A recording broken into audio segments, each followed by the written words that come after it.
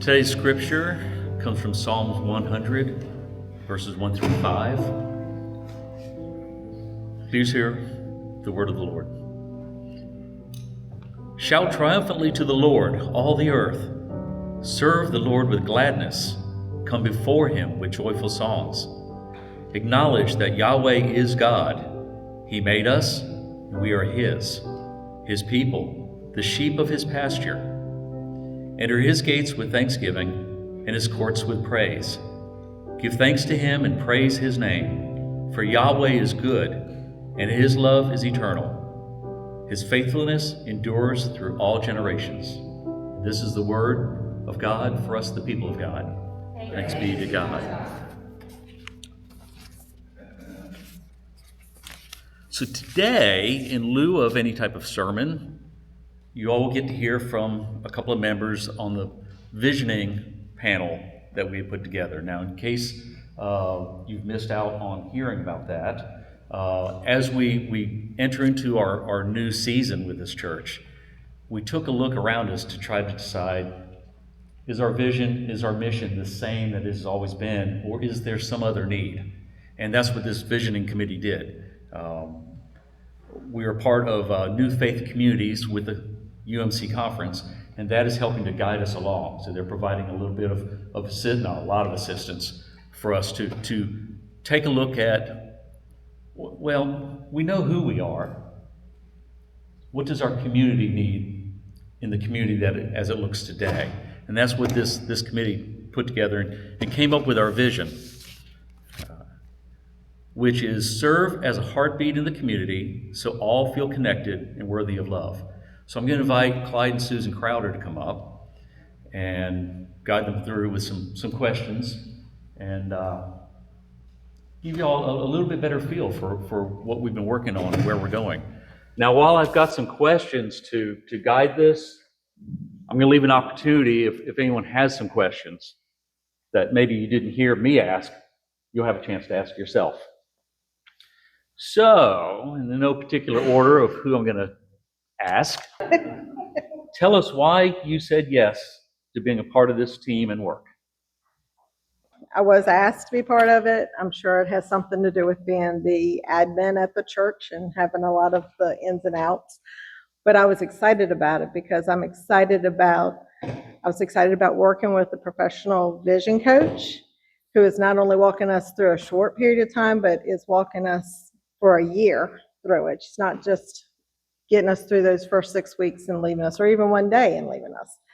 So as we go along, there'll be check-ins through the end of this year. So I was excited to see, because I always feel like that we have a purpose as a church. And in order to grow, I think we need to fulfill God's will for that. And so I was excited about that discernment.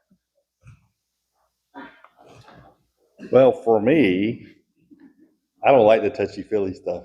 So it wasn't as fun for me, but I have to admit, I've been through this several times. So I've been through, I think this is my third time or something going through visioning and stuff. It's so powerful when you sit there in a room together and see how all this comes together. But I mean, we were led by a visioning coach, and I mean, she was really, really, really good. She kind of knew where we were at, knew where we needed to be, and walked us through the process. So for me, why I did it, I had some experience doing it. I'd done it, as a church before. And so I wanted to be able to be part of that and to be able to kind of see all the parts come together. And as you put them together, it's amazing to see. So. Now, what did you learn over those 6 weeks and why this work was important to us? I know you sort of said part of that. Yeah. Well, I'll go first this time. All right. So for me, I mean, we took a period of time and we did a lot of activities and stuff leading up to this, kind of prepare us for what the community needed and things like that. So kind of what I learned is really what Nightdale needed. Not fully. I don't think any of us can understand that fully. We can't, we can try to walk in someone else's shoes, but, we may not always see everything. But we did some walks in the communities. We did some things like that really, showed us who our neighbors are and kind of what the needs are. And it was a little surprising. So. Not only did we actually go in the community, that was part of it, but as most of you know, we even did within our church. So there was a couple of different opportunities to take surveys. And then we had that activity where we had the lunch in here and had a lot of question and answers that day. And all of that stuff was recorded and sent up to that visioning coach prior to. And so it's all been like it put in charts and graphing it and everything, and kind of looking at where we are as a church, where the community is as a community, you know, how has it maybe changed over the years? And looking at the community, yeah, you kind of think you know what the community looks like, but when you go out at night and you go into the stores and everything, for instance, we went into Home Depot. You would think you'd have a bunch of these folks that are good at building and everything in Home Depot. It was families. It was usually women with children in there, or couples in there. Almost every man had a woman next to him. You know, that's important. So to tell them how to do it. No, I'm kidding. So, but in the wide diversity in the community, you know, you had everything from racially diversity, age diverse, gender diverse. It was we're a very, very diverse community. And if you really go out and open your eyes and look around, you actually see that. And that's being part of the community. That's what we're called to do as a church. So you mentioned a few things, diversity in particular. Was there anything that you learned about the community that was surprising, that you didn't expect? Yeah, I mean, for me, I grew up in Knightdale. And sometimes, you know, when you grow up in a town, you can kind of think about it maybe the way it was more than the way it is, right? And I think it's important for us to take a fresh look and to see things like they are. And so it is very, very different than it was when I was growing up, right? So in just so many ways. I mean, yes, size, there's a lot more people here, but they're from all over the world now. And so it does look very different than it did, you know, when I was growing up. So yeah, so it was a nice, fresh look at what our community and who our neighbors are. One of the activities was an Ask Three. We were supposed to go out and ask 3 people who we do not know for a reference of where to go to church. We weren't supposed to tell them we were from Knightdale United Methodist. We weren't trying to push Knightdale United Methodist. We just wanted to know, if I'm looking for a church home, where would you recommend?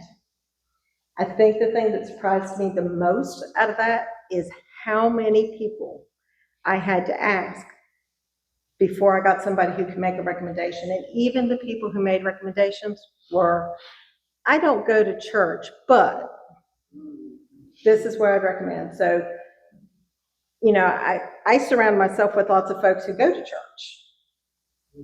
They didn't say they weren't believers. They just don't go to church.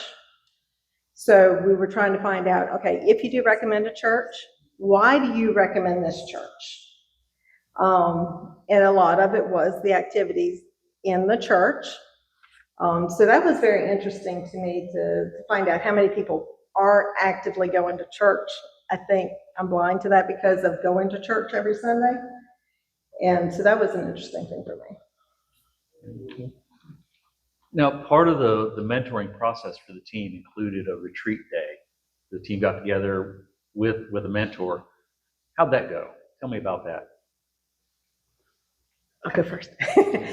That, I actually really enjoyed it. Now, this is, like he said, he's more the laid back, doesn't want to get in these activities. Me, you give me an opportunity to go to a retreat, I'm on it. I love that. So it was really good. The energy in the room was really good. We weren't all close beforehand. I mean, yes, if you put me in a room with like Tracy and Patty, I already know what they think, you know, but that wasn't the makeup in there. It was people that I didn't know very well because they were newer, and people who I've known for a long time, but even on the retreat, we learned something about that. One of my most interested things happened at the beginning when there was a skit that hopefully one day you'll get to see. He even played in it. And it talked about the life cycle of a church. And it was so interesting, watched it. I knew at what point in Knightdale United Methodist Church history I came in every single stage of the church, I could see it in us. And so I am very thankful that we're at the point now that instead of closing the doors, we were able to rebirth the church and restart the church and start getting back that energy, because you could see the stages going. And so I'm just thankful that God has given us that opportunity. Yeah, that was a powerful thing to see that skit, and I really hope we can do it in here and have y'all participate in it. Because when you see the whole life cycle of any organization, probably, but this was focused on the church and the ministries and how they kind of come and go and things like that, that was very, very, very powerful to see. And that's kind of how we started the sessions out. And then there was a lot of Post-it notes, everywhere. I mean, so as we were coming up with ideas, as we were writing things down, as we were seeing what we needed to do with the community, what we already did, the activities that we did. So there was a lot of this that, and then, you know, working with the coach so that we were able to kind of start narrowing that down and paring that down and start putting this up. And it all started to make sense of who Knightdale needed us to be.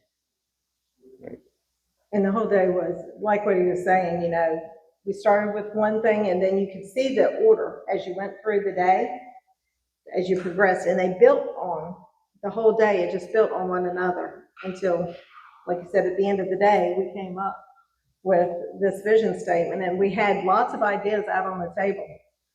And just the way she worked it and everything, we eventually came up with that, and just everybody really clinged onto the heartbeat of the community and what we wanted that heartbeat to be in the community. Because everybody had the same ideas in the room. Mm-hmm. We just had to put them into a few words. She really wanted it to be 12 words or less because that's what you can remember. So I think we went over a little bit. So you all told us about the mentoring coach and the team and what happened during the day, but there's one part we haven't covered quite yet. God. Mm-hmm. How did you experience God's presence and God's guidance in that retreat? Well, for us, I'll go first. So, I mean, for us, I mean, there was a lot of prayer involved. There was, and I mean, not just the day of the retreat.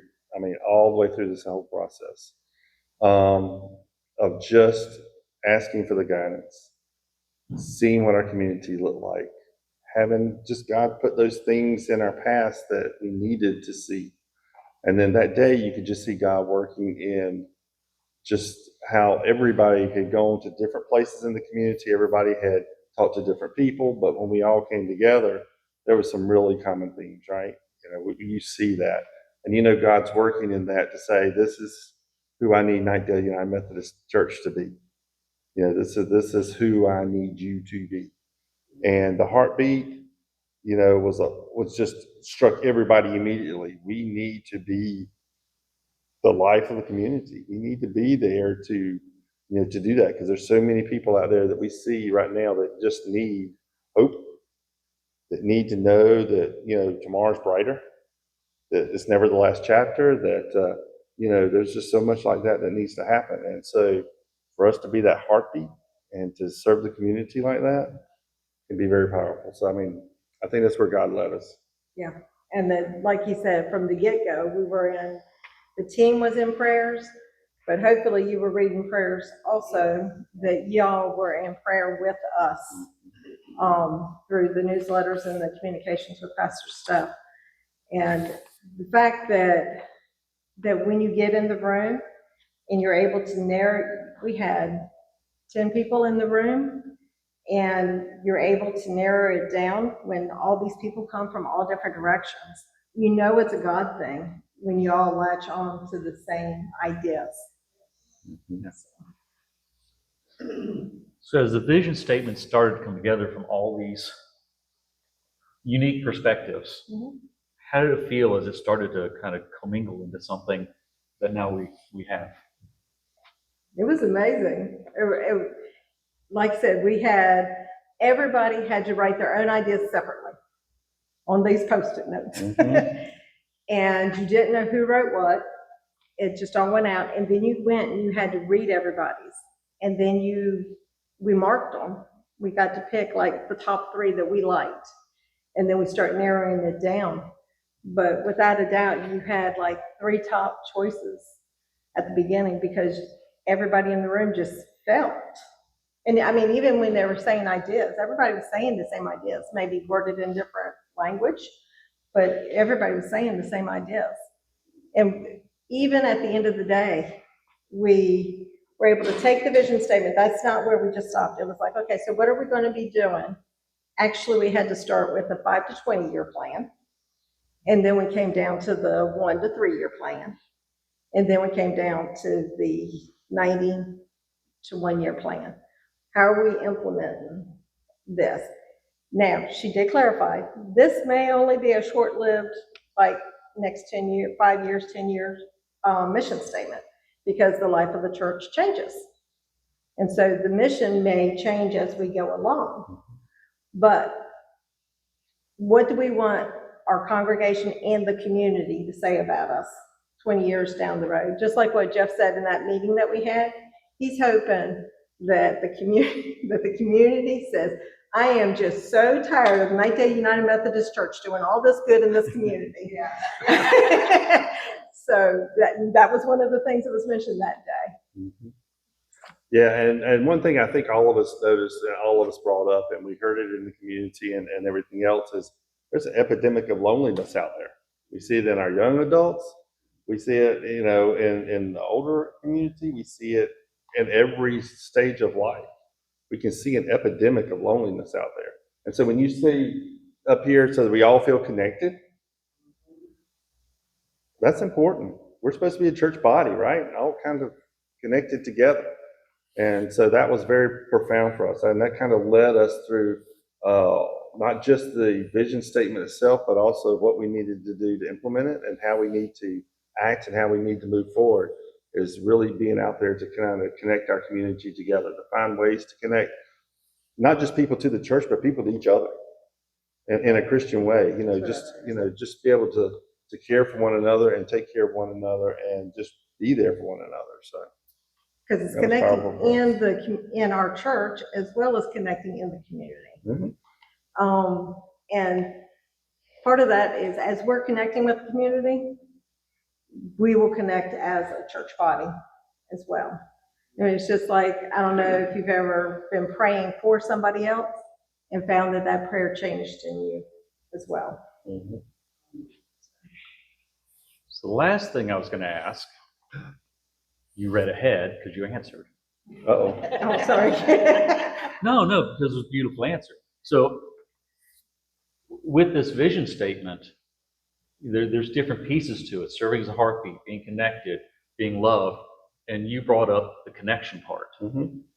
That, to me, what it sounds like is the heartbeat and the love are the brackets or the bookends to being connected. Yep.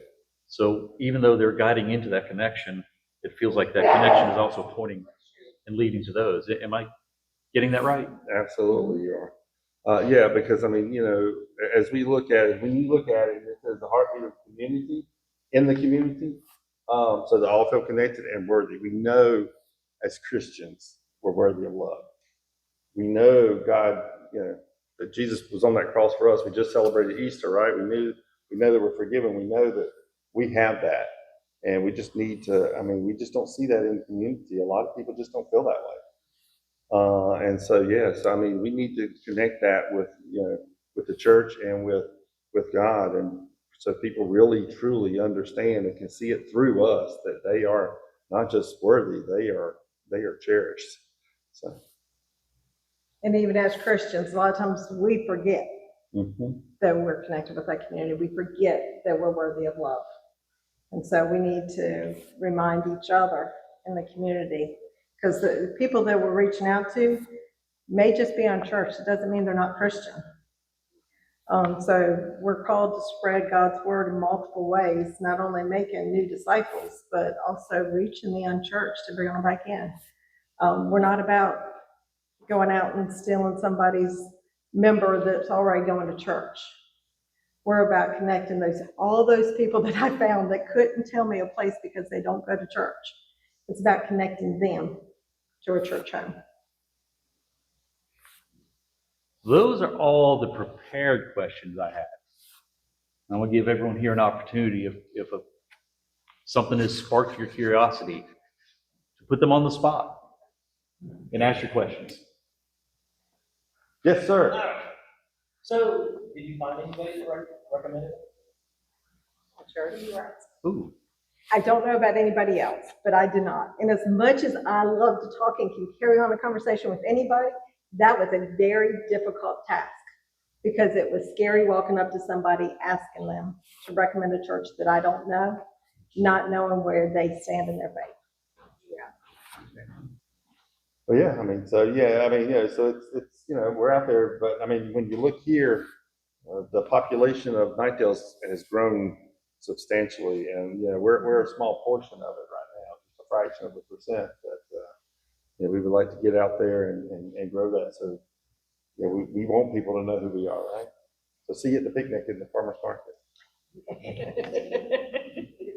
do want to add that as a part of this conversation, when we are out in the community and we're talking to people, allow them to ask us where we go to church. Mhm.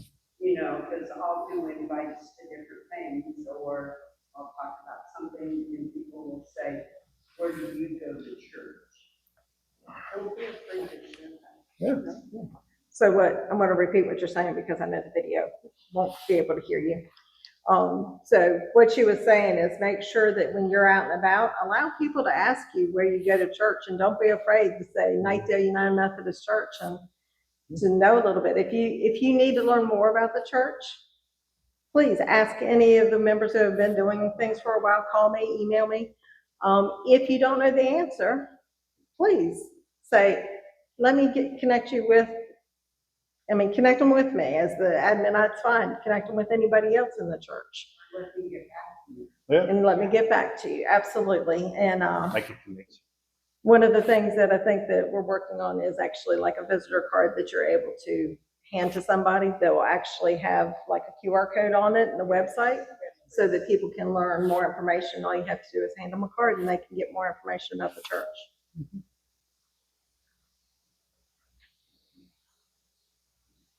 Well, thank you all for sharing that. Oh, I turned off your eyes in the back. Back here. Did you all identify any specific ministries or missions that we can begin with in that 90-day to 1-year period? We actually were thinking a place where we could connect in ministry and ministry is that one of the big focuses was here at the churches are low-hanging fruit, where it's an easy start to get connected with the community. And then also with the baby pantry. Those were the two things in the shortest term, is to be connected, because we have that grant money for the baby pantry that we are working on starting some activities here with Nightdale and working also still with Zebulon. And then the different ways that we're connected. I don't know if everybody realizes some of the ways we've been connecting with Beaver Dam, but we have done Read Across America. We have done a coffee cart for the teachers, which, by the way, they were very thankful for. And then the book fair. We had folks coming in for that. We have some folks that are probably going to be coming in for lunch. We came in last Thanksgiving for lunch with the kids because some of the kids didn't have parents coming in. I sat with a little girl that was literally in tears because her friends had parents there, but she didn't. And it was helpful to the teachers for us to be there because it was hard for them to connect with each child who was upset because they didn't have a parent there. And Every Friday, they said they need help coming in for lunch, so. And I don't know if any of y'all are aware, but the PTA here at the school is 2 people. At least it was. At least it was, yeah. So, yeah, when we first They met, just well, restarted. It was 2 people, so they could use some help. Yeah. Yeah, and if you talk about main group, just this school and, the baby pantry, or there? Those were the two main ones for starting immediately as far as mission work. But our next stage, we're getting ready to walk into the next stage of visioning. And the next stage is actually how to implement this vision statement through our actions, through our missions, through our ministries, to make that vision statement start to come to life. So you're going to start getting bombarded probably with this vision statement in the next, 3 months. Yeah, but absolutely, part of that can be how you're involved in the small groups and how those small groups can reach out to the community.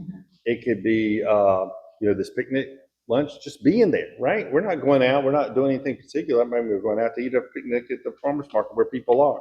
People will see us out there. The next week, we're doing the dessert thing. Yeah.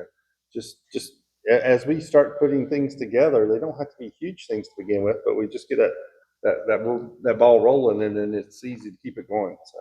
So those smaller activities like that, but there's a lot of activities out there that we can just initially just take part of. We don't have to create a whole new ministry. We can take part of. We've seen things like the Habitat for Humanity or Meals on Wheels, or there's all kinds of activities we could be involved in. And that was a big thing with us not having a building right now. That was a big connection of, you need to find ways to connect with existing ministries and help them out. So which is how the baby pantry started, helping out Zebulon. And now we're going to expand it to something that we're able to do online with Ninth-day United Methodist Church. So yeah, connecting with the communities. And if you're part of a ministry and mission here, be looking forward to actually thinking about your ministry. How is your ministry? Whether it's knitters, whether it's baby pantry, small groups, men's group, how are you living out that statement? You should be able to connect to that statement. And I can't think of a ministry that we're currently doing now that can't connect to that. But we need to be intentional about connecting to it. And it's something that we've needed for a while. I mean, we need to kind of clarify our vision and our focus, right? And move forward. So that's what the purpose of this whole thing is to give us that vision to move us into the future and where we need to be. Anyone else? Did I miss anyone again? I did. Can you give us an update on finding a permanent location? Well, right now, I mean, it's just been on hold because we wanted to go through this visioning process first, because as we try to identify a location, we kind of want to know how we're going to be engaged in the community. So that would define where it needs to be and what it needs to look like. And that's something we didn't have before. We were looking for land to build a building on, but I mean, what does that look like? Or we were looking for a place to renovate or remodel or something like that that's already existing. But without the vision and stuff that we needed ahead of time, we didn't know what to do with that space or where it needed to be.